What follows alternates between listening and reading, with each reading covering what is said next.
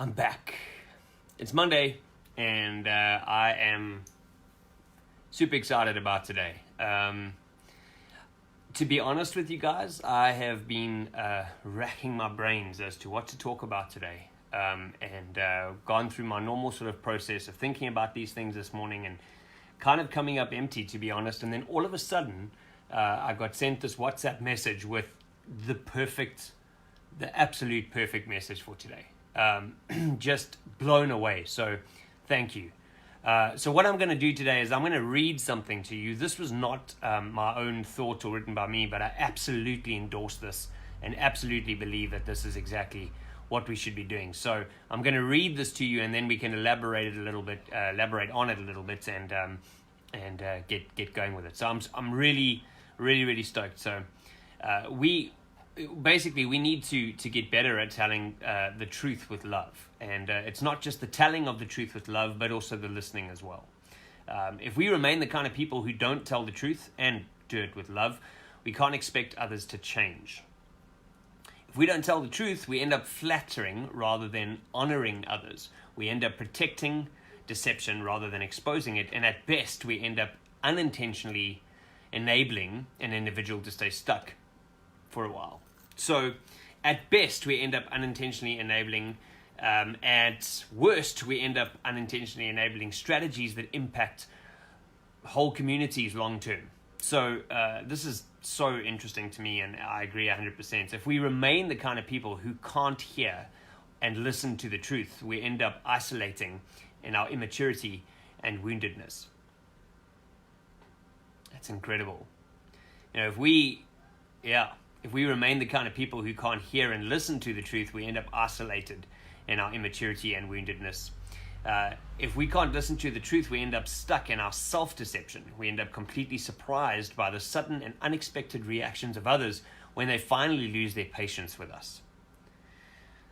The truth we tell each other needs to be like a sharp and sterilized surgical blade, specific to the issue at hand and uninfected by impure motives. So if you look at some of the other videos that I've done about what are your motives, why do you do the things that you do, this talks to that quite a bit.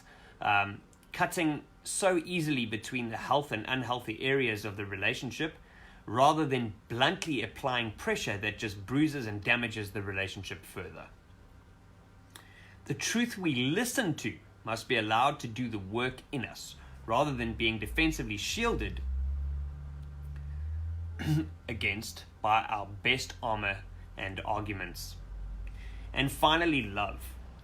Love applied like a healthy balm on these wounds from a truthful friend. Truth exposes the love and covers over. We need to tell the truth, and we need to be able to hear the truth. This stuff is powerful, man, and I'm gonna post this on the page once we're done as a text thing for you to listen to. I'll put it in the description. But this stuff is just absolutely incredible. It's one of those things, again, that just got sent to me, so thank you so much, because I really was racking my brains on what to talk about today, and it's just sparked a whole bunch of stuff. But it goes back to a lot of what we've spoken about in weeks prior to this. But specifically, I want to focus in and elaborate on one specific point here, and that is your motives. What motivates you to do what you want to do? These videos are about being the best version of ourselves that we can be. And for me, I've had to take time to concentrate on what it is that motivates me to approach somebody with telling the truth, or to effect some kind of change. And so for me, there are times where, if I'm being honest and vulnerable, there's times where it's about what I want.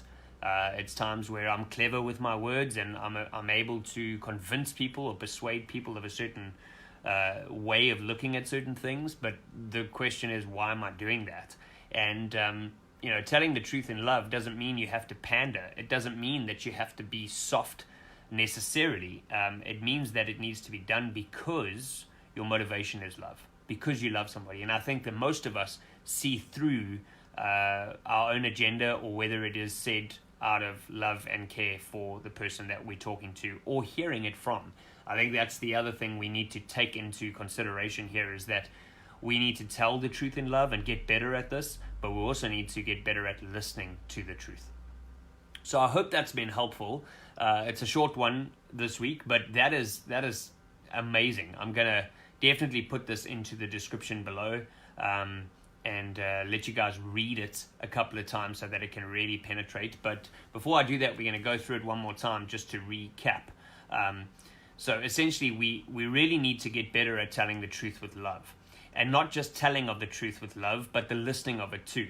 If we remain the kind of people who don't tell the truth and do it with love, we can't expect others to change. If we don't tell the truth, we end up flattering rather than honoring others. We end up protecting deception rather than exposing it. And at best, we end up unintentionally enabling an individual to stay stuck where they are. At worst, we end up unintentionally enabling strategies that impact whole communities long term. I think that's something that we need to look at and be specific about. That, we get taught this thing about telling the truth in love, but in reality, what we're doing is we're pussyfooting around the situation, and we are not being completely honest ourselves. And if you look at the society that we live in, with tolerance and understanding and all of those things of morally wrong things, we need to be tolerant of things that are potentially morally wrong, and we get pressured to do that. And I think that we do need to be tolerant, we do need to be understanding of other people, but at the same time we need to be authentic and we need to be real. If we remain the kind of people who can't hear and listen to the truth, we end up isolated in our immaturity and our woundedness. If we can't listen to the truth, we end up stuck in our own self-deception. We end up completely surprised by the sudden reactions of people who lose our patience with us, because we are unaware of what's going on. So this stuff is gold. The truth we tell each other needs to be like a sharp and sterilized surgical blade, specific to the issue at hand and uninfected by impure motives. Why do we do what we do? Why do we confront somebody with an issue? We have to look at what our motivation is for doing it. Take 5 seconds. Breathe in. Think about it. Look at all the situations in front of you and decide whether this is the right thing to do for the right reasons. And if it is, authenticity will always come through. So that's something we need to really look at. It needs to cut so easily between the healthy and unhealthy areas of the relationship that we're dealing with, rather than bluntly applying pressure that just bruises and damages the relationship further. I know that I'm guilty of doing that. I know that sometimes my motivation for doing things is not necessarily out of love, or is out of my own agenda and persuasiveness. And I know for sure that that's what it does. It's bluntly putting pressure on something that is going to destroy a relationship or hurt the relationship further. It leaves long-lasting bruises on that relationship.